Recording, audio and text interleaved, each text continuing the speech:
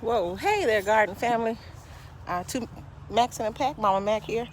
I wanted to show you something. My brother came by the other day, and we have a little plum tree that Lil Mac has named Plumarella.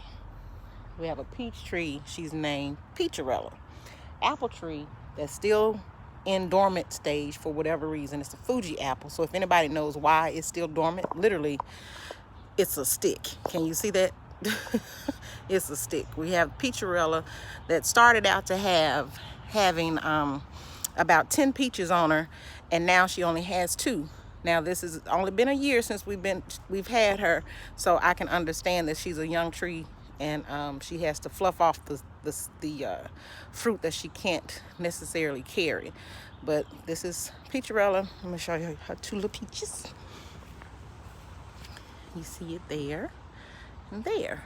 The rest of them fell off. So I would think next year we should have some decent peaches, number of peaches. Also, here's Plumarella. Now, we've had Plumarella for 2 years, and she woke up really nicely. Now she has her leaves about her. But my brother came yesterday and brought me this other plum stick tree, and I don't know what to do with it or where to put it. Now, I noticed that lead will, I know that lead, will, after the cutting, will take some fertilizer, for soil, and wrap it on the bottom of the tree so that it could possibly expand some roots. So that's what I did. That was a solid cut. It was a blunt cut. But in order to get, I have peat moss and potting soil in this bag. I don't have any, what is that? That black tape that electrical tape. So I have this Gorilla Tape, which works fine, I guess. So I split the bag in 2 and put the bottom of the stick along with those 2 twigs that I pulled off that kind of showed that bark in underneath. So hopefully I can get some roots off of this and save the tree.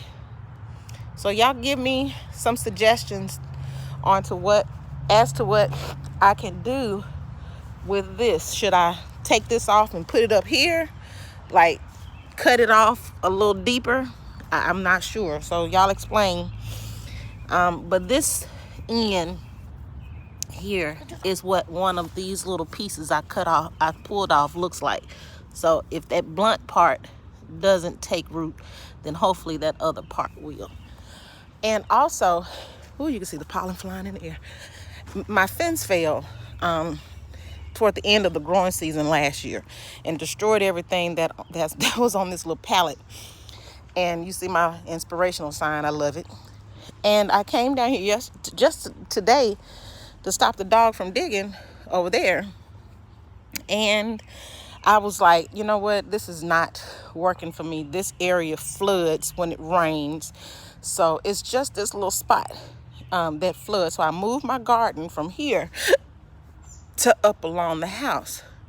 So I have my lettuce, watermelon, squash, tomatoes, fig, potatoes, strawberries, my herbs in that little brown hanger basket, blueberries and raspberries along this side.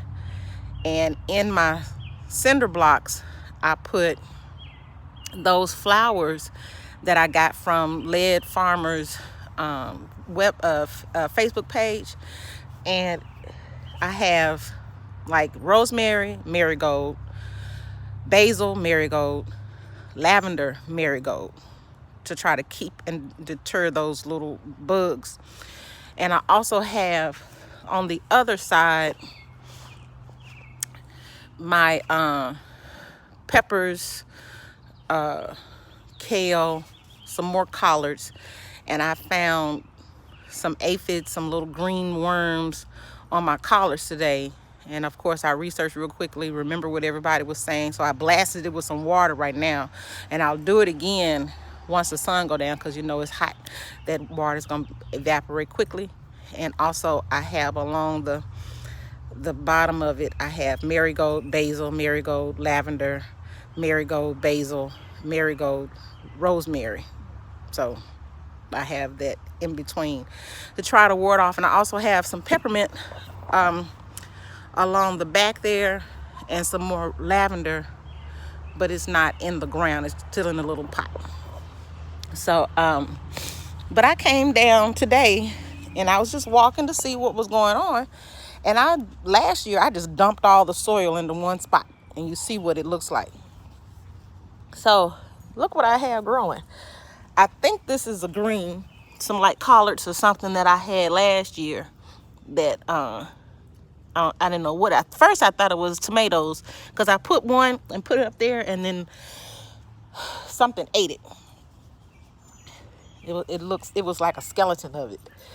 And then I kept looking around, and then I saw this, and I was like, there's a pumpkin. Halloween, or around October last year, I just took the whole entire pumpkin and put it right here in the thing. And you see I have pumpkin seeds still on the ground. Well, look, I get pumpkins sprouting up. And that goes to show you, put a seed in the ground, leave it alone, and let God do the rest. And I think I just kind of boarded this little area off because I'm testing it to see if it's going to work. I put some carrots in there. So I think that's a weed. Yeah. I think that's a carrot. And that's a carrot. Yeah, I don't know. So we'll see what comes up. And this little thing helps sometimes. But if you take a look at this. There's something else growing over here. I don't know what that is. Y'all tell me. I had some beans over here last year. So I have no idea. It's just cute. But it's I don't know what it is. I have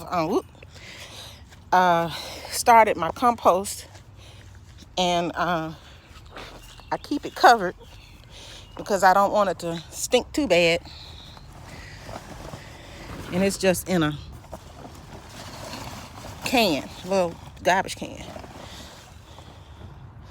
We took some cardboard, dumped it off in there, but I try to keep it like this so that we can get some air in there.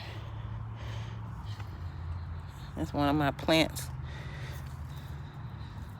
I don't know if it went to seed, but that was my what's that thing called? My little plant that I use, bok choy. It went to seed. It got cold. It had a cold spurt, and it went to seed on me. And I don't know how to collect the seeds, so I don't know where the seeds are. Maybe in the pool. I have no idea. If you know, we got some chickens yesterday. 4 little Isa Browns. And they're doing well. But this is the area that we're going to put them in. So my dad and I are going to get busy getting the lumber for them. And I don't think they need that big of a space. But this is the area. It's under a nice tree. We're going to cut back some of these leaves so they won't get too heavy and fall on them. Because this is a nicer, cooler spot than over there. So I'm gonna keep them right here next to the outhouse. Alrighty. So that's our plan. I wanted to share what we found today. And but alrighty. So y'all have a wonderful Memorial Day, and be good, be kind to each other. 2 Max and a Pat. We're out.